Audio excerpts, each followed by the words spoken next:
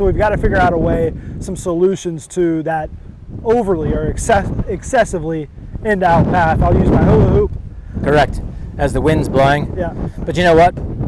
No environment, no conditions can stop us. Exactly. So if that blue rod is our target line, just to understand concept, I know that my swing direction is pointed way right of that target line, right? And so that's, if I'm gonna help someone at home diagnose if that's them, heavy shots, right? To where the low point will bottom out early. Club grounding out here. Yeah, maybe a drop kick. When they make a divot with an iron, the divot would be an indication, its direction would be an indication that heavy swing direction to the right. So most people think, oh, divot, that's club path.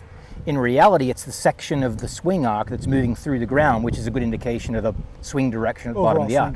So it would be, rather than the divot traveling at or left of the white flag hitting an iron, it would be 10 degrees to the right of that blue flag. Yeah, and obviously the ball flight is telling a story, right? If we're getting big curves, if we're getting big blocks out to the right, we know that we've got to soften some of that path, Soften some of the swing to direction. where we can get that tight draw. Indeed. So our starting point typically, you know, again, our order of operations, we would love to keep it simple really quick. I want best case scenario, I use my trusty Titleist club box right here. I create an obstruction in your way, kind of an extrinsic cue or place to put your attention, and your job is just to dodge that, right? And I've got the club box one fist, the top edge of the club box one fist away from the bottom of the shaft. If you do happen to strike the box, it's not going to damage your Titleist driver, it's not going to damage the box other than putting a couple of scuff marks on it.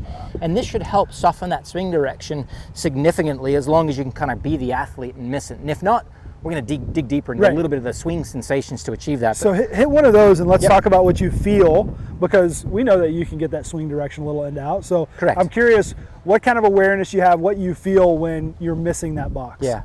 So I rehearse it first, even before I hit it, and I'm feeling like there's two circles. It's the circle that my grip is going on, it's close to my body, and the circle the club head's going on as it's passing, let's say my trail shoulder, my right shoulder, is out and over the target line really early. And I feel like that's coming from my right forearm and right hand, but it doesn't happen immediately. It's a late sensation. That sensation happens now. I push the club through the bottom of the grip to get out and over it. And before I strike this one point of note is when you're setting this up and it's on a windy day, weigh your box down with something. I've just got 10 or 12 golf balls in there. Maybe stick some tees in there into the ground, right? Yep, here we go. Awesome. Really, really good. That actually had a little bit of a soft right. Little bullet straight right ball, yeah. Right. Wind's moving it to the right. And so another thing that I would want people to know as they work through that drill is anytime you're making a change or your awareness is for somewhere really late in downswing, it's really helpful to start out slow, start out with dry reps. We want to make sure that we can do it in that slower, smaller setting, and then eventually build up some speed. Yeah, right? so just to reinforce that point that I was making, because I'm not too sure that I was all that clear, and I'll slow it down. Right as the club's getting to about parallel to the ground, if I open up my right hand grip, I'm starting to feel my right hand push the club head away over the ball target line, so away from my toe line, over the ball target line, but keeping my left hand feeling like it's pulling inward towards the middle of my stance. And that creates the movement of the club head that gets it out and online much, much earlier than when my swing direction is heavy to the right. We're really starting to torque that grip, so feel opposite directions, and that club starts to move.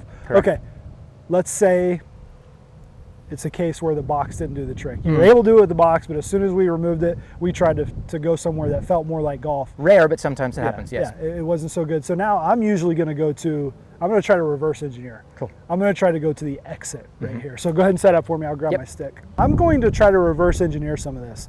I'm going to put an obstruction just beyond your hands, maybe 2 feet beyond your hands right here, and a little bit outside your hands, right? And the instructions I'm going to give to you is figure out a way to miss this. Got it. Right, and you tell me, let's go for a rehearsal swing.